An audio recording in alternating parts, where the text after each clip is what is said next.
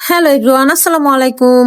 আজকে আমি বেগুন দিয়ে আলু দিয়ে তেলাপিয়া মাছ রান্না করব, সেটাই দেখাবো বন্ধুরা। আমি কিভাবে রান্না করি সেটাই আর কি। তো তেলের মধ্যে পেঁয়াজ ভেজে নিয়ে আমি আদা রসুন হলুদ মরিচ লবণ দিয়ে ভালো করে মিক্স করে নিব, হালকা একটু পানি দিয়ে ভুনবো।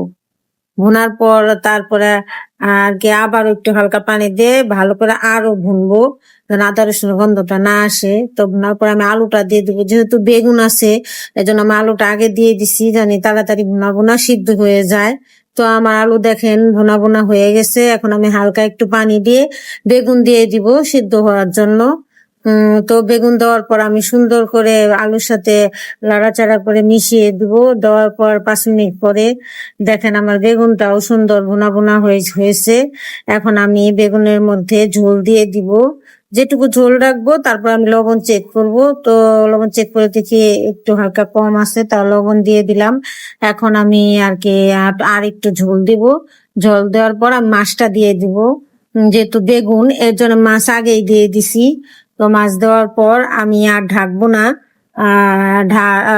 এমনিই হয়ে যাবে। দেখেন বলক উঠে গেছে, আস্তে আস্তে আমার তরকারিটা হয়ে গেছে। আল্লাহ হাফেজ।